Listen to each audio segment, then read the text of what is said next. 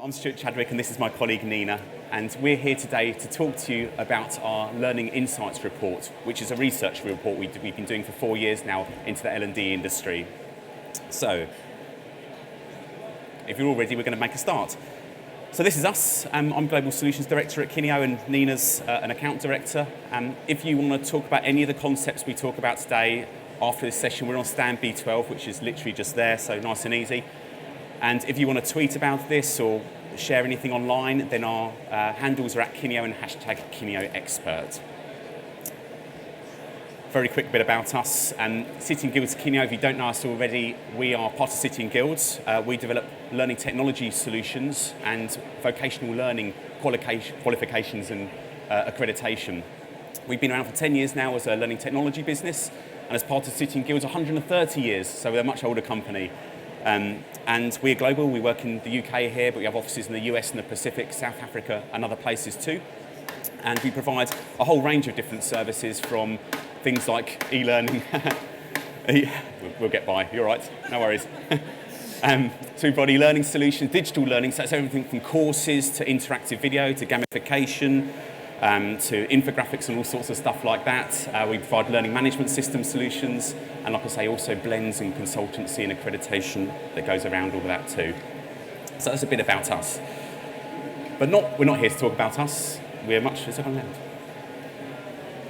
to talk about our report. So that's why we're here today. So we've been doing this report now with eLearning Age.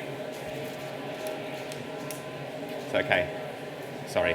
We've been doing this report now for 3 years, and this is actually our 4th. And each year what we've done is we've interviewed around 30 to 40 learning and development professionals, so people like yourselves and other clients that we work with, to get their views on what's actually happening in the L&D world. Not what we perceive and talk about is happening, but what's really going on the ground.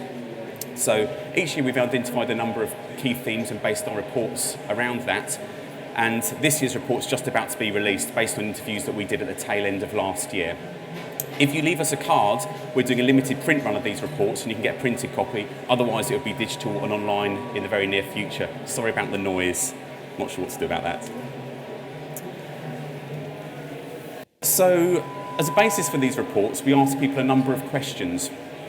And here are some of those. They're not the only ones that we asked. Basically, at Kineo being 10 years old, what we wanted to do was to get L&D professionals to reflect on what they've learned over the last 10 years and what's coming up for the next 10 years for them. Oh, thank you, that's better. So some of the things we asked were things like, how have learners' expectations changed? What technologies had a big impact for them? What's been the biggest surprise they've had in the last 10 years? What's making changes to the workplace? And some other questions along those lines. And we're going to explore those points as we go through our presentation today. Now, one of the things that really struck us is when we finished doing the interviews and started to compile this report, is we found a lot of the same things were being said as had been said for the last 3 years of doing this report. And they weren't just the things about what people had been doing, but they were the things that people are still aspiring to do. So as an example, for the last few years, we've all been seeing a big introduction of smartphones and tablets, and that's having an impact on the workplace. And pretty much everything we design and develop in e-learning terms now is built across all those devices. However, in reality, if you monitor the stats, less people are actually using them across all those devices than you might expect. Likewise, learning management systems, we've heard people for several years saying our LMS is great for managing our courses and traditional learning, but less great at keeping up to speed with things like informal and social learning. So LMS needs to evolve. But we aren't really seeing that happening as much as we'd like in reality. Another example might be user-generated content. People recognise that learners, individuals, ourselves, are much more used to sharing through the likes of Facebook and Twitter and other channels. And we'd like to harness that in our businesses to get people to share what they know, but they're not perhaps doing it as much as we would expect, and we're not perhaps putting the right frameworks and methodologies in to do that. So this led us to thinking, well, what is it that's stopping this from happening? Why are we not progressing as much as we'd like to? Why are these still things continuing to be aspirations after several years of this report? So what happened? I'm going to pass you on to Nina now, who's going to start exploring that further. So we've moved into a time where we have many apps and devices being used in multiples of different ways. And the diagram of us moving through the time shows us coming from a single well-defined point of technology through to the expansion of technology without necessarily that mature refinement in its use. In the last 10 years, the biggest change has been the movement of the web and all our changing habits and behaviours involving technology. University research in the UK suggests that we check our smartphones on average 85 times a day, and that over 50% of that is for no more than 30 seconds. This adds up to several hours of smartphone usage every day.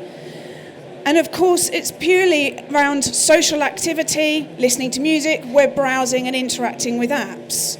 But many of our interviewees felt that the effect of our relationship with technology outside of the workplace and the expectations of people and how they use it shouldn't be underestimated.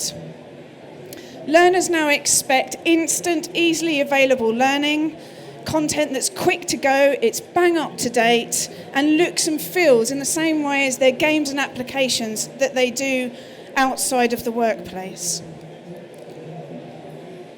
Searching for the true north inside our digital blizzard was how one person described the best way to deliver learning in the workplace. It's easy to be sidetracked by technology and be overwhelmed by the alternatives.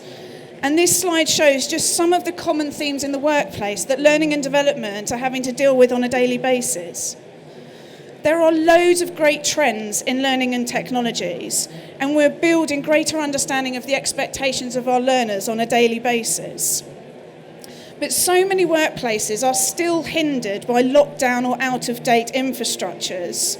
And as such, we should be just as much focusing on the user and making the best of what we have within the constraints of what we have, rather than always chasing the latest trend. As we move through this presentation, we'll talk more about the digital storm, but it's important to note that the storm is greater than the technology in itself. The storm of technology is the driver of the change, but the ultimate output is the impact and the changes on the workplace and the behaviours of the people that we serve on a daily basis. This was very apparent in the report from our L&D experts, who found that they were not only needing to keep up with the changes of the learner, but also with the technology and the demands of the business within much, much tighter constraints than before. This is demonstrated really well in a quote from one of our interviewees, who references, "Everyone understands the implications of the digital revolution. However, we often find ourselves paralysed by the enormity and complexity of this agenda." His question to himself is, where do we start? So, part of this presentation is looking about how we find our way through the digital storm to our true north. On the next slide, we've put out some certain areas about how we find our way. It's about focusing on the learner and what they need. It's about avoid getting fixated on the latest new things, but still being open to try things. So for instance, if social learning is not great for your work environment, or you believe culturally it's not quite well suited, it's okay that you're not doing it and everybody else is.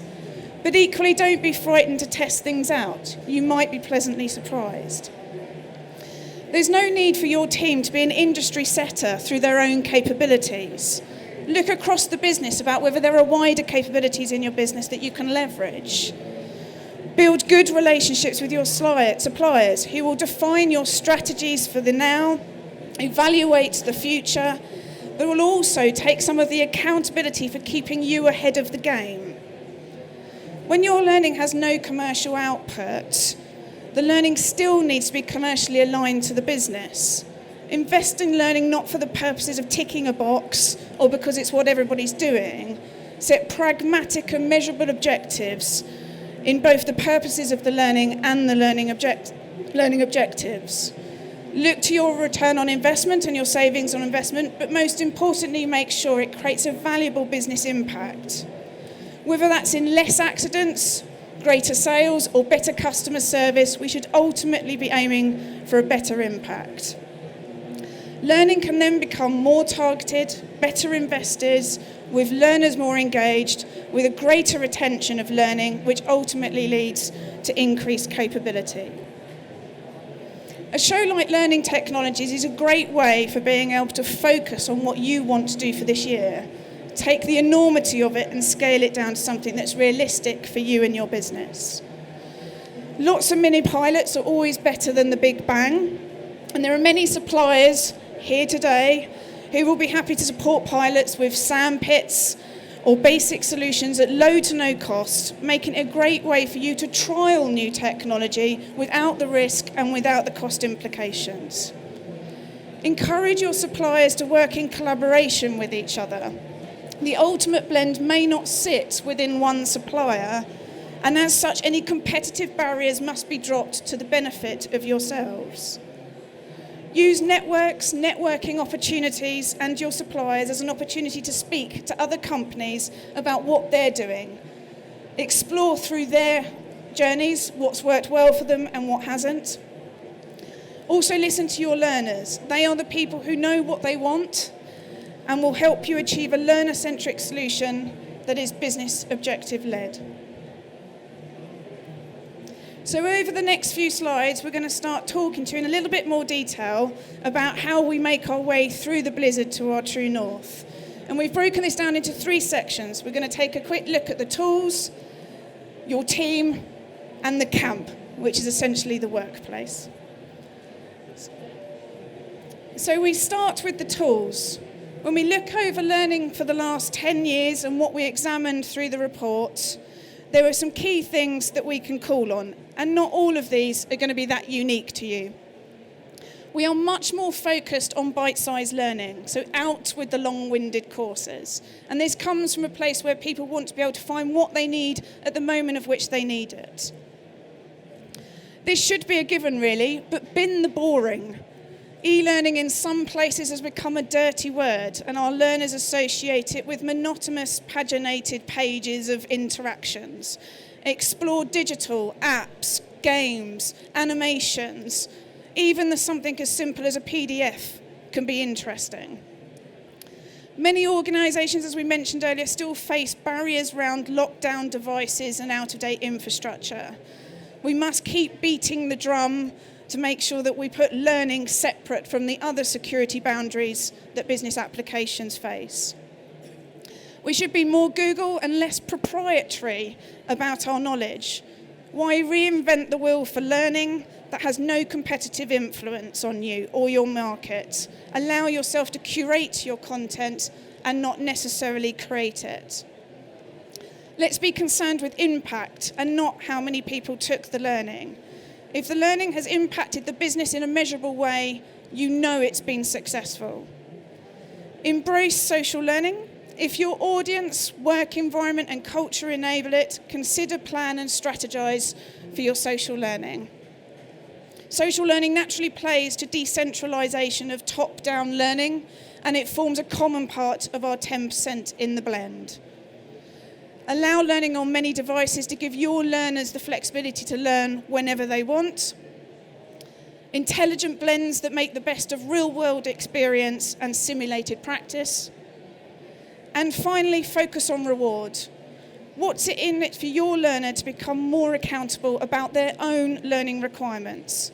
The freer way of learning has proved that it naturally makes learners more motivated to take personal ownership for their learning needs. We also found from our interviewees that they've taken a much wider interest in things like qualifications and accreditations. And inevitably, it would be very easy for us to say that now that we're part of City and Guilds, but that genuinely came out of the report. But it means used as a means of reward, retention, and also as a mark of quality for the training that's then delivered. Over to you. Thanks, Nina. Thanks, Nina. Can you hear me? No, it's gone quiet, hasn't it? I'll have to shout. Okay, so Nina's there has taken you through some of the tools that we can use to help find our way through this digital expedition to our true north. I'm going to talk to you now about the team that we have on that journey with us. And there's a number of people in that team. There's learners, of course. They're the people that we're trying to get there.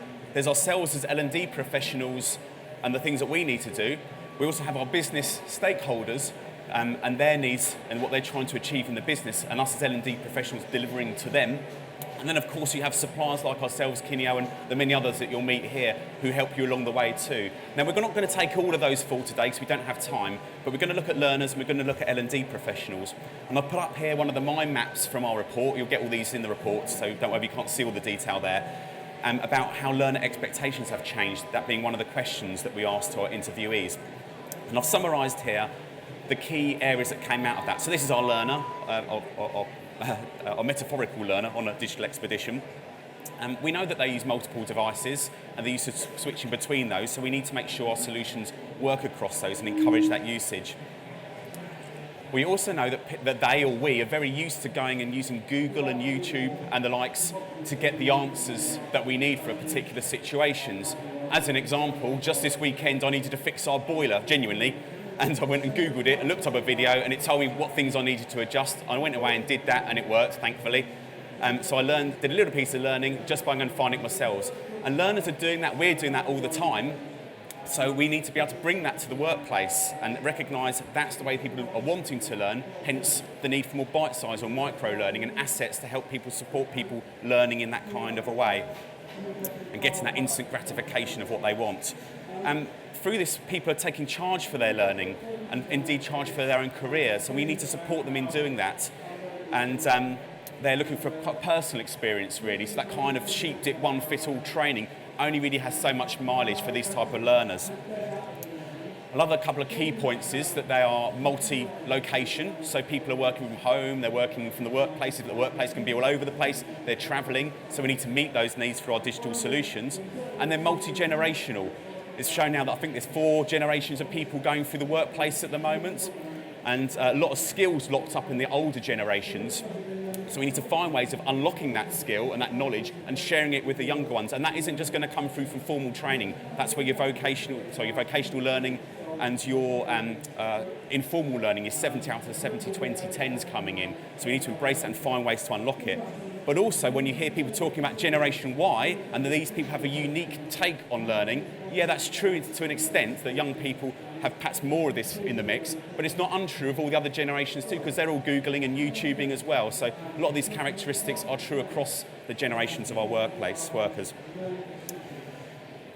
As L&D specialists, you may be a bit like this or on the journey to being like this, but certainly this was the aspiration that we picked up from our interviewees. People want to be better aligned to their business needs so that when they're developing training programs or trying to create cultures of learning, that those things are based around what the business is trying to actually achieve, and then they're evidencing that by measuring the impact of the learning and whether it created real retention, and that really needs to start happening more. Of course, they need to listen to learners because we're not trying to just lock up knowledge and transfer it through directive training anymore, but actually recognise that we need to access that learning from those who have the knowledge, which are all the people in our businesses. So we need to work with the learners to help unlock that and share that and support them in doing so. The line manager continues to be super important because they are a go-between through to lots of your learner audience. So as L&D professionals, we need to work with them as well because they're part of the gatekeeper and they can support us making this a reality. We talked a lot about social learning already and the need to embrace new technology. I think that the trick here is not to be overwhelmed by all the things that you're going to see at shows like this today, but actually see the things that you think, you know what, that thing was interesting and I think it might be useful for our business and for my learners, and take those things and filter them down so that they're useful to you rather than trying to do everything. So the workplace is becoming much more diverse, our learners are changing, and we as L&D professionals need to reflect that change as well. Now I'm going to take you back to Nina, who's going to talk about the workplace itself. The workplace is a changing beast, driven by need, scale, reach, and of course, technology. And as Stuart mentioned, these are available in the report if you want to look at them in a bit more detail. So I'm taking over from your clicker. An increasing number of people working non-standard hours or from home these days. This is quite prevalent in the UK, where there's even been the introduction of new laws to enable flexible working for all employees. This is also extended to workplace learning. One of the L&D professionals that we interviewed commented that there's now an expectation from most learners that they can learn however they want, when they want. And that can apply to learners all around the world. The growth of the internet has made it possible to communicate globally. And this is something that people are keen to do in both sharing knowledge and understanding. As well as allowing for flexibilities, employers are also recognising that there is a more transitional workforce who move from place to place rather than staying in one job for long periods of time. This puts additional pressure on employers to sufficiently motivate and engage their employees so that they stick around for a bit longer. From a development perspective, the challenge is needing to train employees to do their jobs well, whilst recognising that they have no loyalty to stay with you for a long period of time. So what it comes down to is that the ROI on your training investment is most likely going to start looking very poor. But which it brings us back to the greater focus on the measuring of success of the learning inside of the business through the impact means that we put more focus on the long-term impact of the training investment rather than the short-term against the learner. Through greater automation, more flexibility, higher turnover and globalisation, we have less employees doing more with increased technology usage. We have less employees in a single location, with an increase on the amount of people who are working from home. And despite the decentralisation at global level, the online connection has meant that we are far more connected, more collaborative and aligned globally than we ever have been in the past. This all leads to our workplace of the now and the future being less of the one of the big building that we saw on the previous slide, where we had thousands of people chomping away 9 till 5, and is now made up of many small hubs of people globally working together, following the sun and achieving more in less time with less people and yet with greater flexibility. But most importantly, through great learning and a more coherent and holistic strategy in the use of technology, the business impact will be greater, and that will be thanks to a more capable and better educated workforce. Thank you, Nina. So if we take a combination of those three concepts, the tools that we have at our disposal, picking the right ones for our situation, the team that we have along the way with us, our learners, our L&D professionals, our business stakeholders, and our suppliers to support us and understanding their needs and how to use them together, and then what our workplace, our base camp's like, and how that's changed and how it's more transitional and what impact that has. Combining knowledge of those things, we think can generally help you to filter through the noise and help you find your way to the digital true north that you're hoping to achieve. Now, rather than stop there, we just thought we'd share a few of the true norths that some of our interviewees are heading towards at the moment. So I won't dwell on this slide for too long. Again, it's in the report. But what's on the top priorities for L&D professionals that we talked to? So some of these included upskilling the L&D team to become more digitally aware and to work better with the business and their learners. Make better use of data. We haven't talked about big data or small data, today. But people recognise that locked up in their LMSs, in other areas of their business, they've got a lot of information about the learners and what they're doing and what they're interested in, and they want to better access that. Making smarter blends, so we're taking all these different things we've got at our disposal. We're not just taking a bit of e-learning and bolting onto a bit of face-to-face training, but we're trying to produce a much more curated experience, and that's something we can talk to you a little bit more outside of this presentation. Also, people are trying to create a genuine learning culture, not just courses. It's about that whole 70-20-10 mix and how we embrace the whole lot. And lastly, really, that important point about recognising the impact we're trying to achieve on the business and measuring our performance against that impact is again, high on people's agendas. Oh, pushed the wrong button. That wasn't very clever, was it? That's it. For some reason the last slide's dropped off, that's kind of weird. We'll leave this one up there. We had a nice quote at the end where one of our interviewees talked about the fact that for them, when they've become to work more in this way, they found it to be much more enjoyable and fluid experience where they're trying things out, they're putting them out into the business and trying those with their different stakeholders to get to the end goal that they wanted to achieve. So apologies, we lost the last slide there, but that pretty much wraps up what we wanted to say. If you want to explore any of these concepts further, we're just there on stand B12. Please come and have a chat, or about any of the things, many things that we do. But actually, we've probably got 5 minutes, probably because I lost the last couple of slides, in which we can take a few questions as well. So if you've got anything that's on the tip of your brain, shout it out and we'll do our best to answer. Well, thank you very much for giving us your time today. I hope you really enjoy learning technologies. Thanks for so many of you coming along. It's really great to see you. Thank you. Thank you.